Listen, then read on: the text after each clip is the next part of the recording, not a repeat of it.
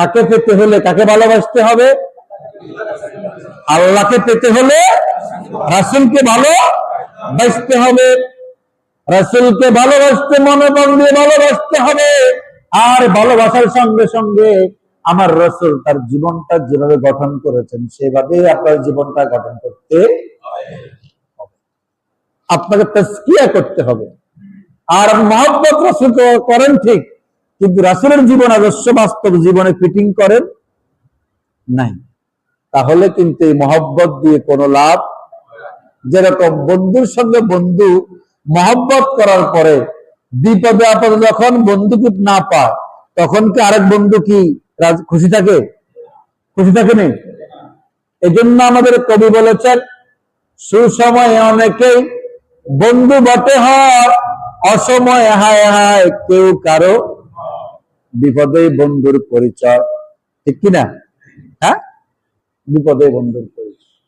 এই জন্য আমাদের নবী এমন পরম বন্ধু, যিনি আমাদেরকে যদি আমরা তাকে মন প্রাণ দিয়ে ভালোবাসি, তিনি আমাদেরকে আমাদের জীবনের যে মুহূর্তটা সবচেয়ে বেশি প্রয়োজন, কিয়ামতের ময়দান, সেই ময়দানে আমাদেরকে আমার রাসূল বলবে বলবে বলবে বলবে না। আর যিনি এখন বাস্তব জীবনে রাসূলকে মহব্বত করে ঠিক কিন্তু নামাজ পড়ে না, এরকম আশেক আসরা নাই? আসেনি?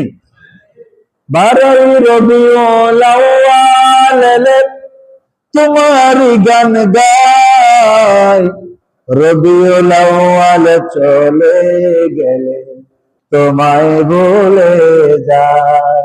আসরা নাই? হ্যাঁ, রাসূলের আগমনে ভালোবাসা। অনেক জিলাপি খাইলো, সারারাত ওয়াজ শুনলো, কিন্তু ফজরের নামাজ পড়ে না, এরকম বন্ধু আছে না নাই? এরা কি আসলে বন্ধু না শত্রু? আমরা কি হতে চাই? আমরা কি হতে চাই?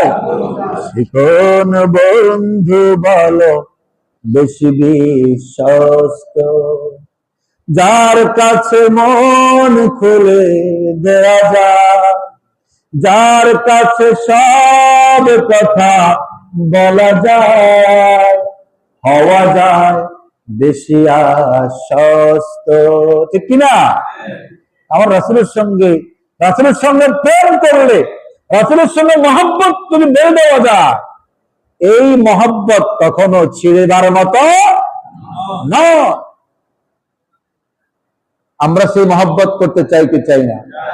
সেই মহব্বত নামাজ ছাড়া হবে না, নামাজ সহ হবে। মিথ্যা সহ হবে না, মিথ্যা ছেড়ে দিতে হবে। অন্যায় কথা বলতে অন্যায় ছেড়ে দিতে হবে।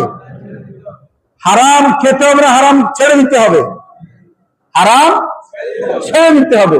হারাম সঙ্গে রেখে রাসূলকে মহব্বত করলে রাসূলের সুপারিশ পাওয়া যাবে।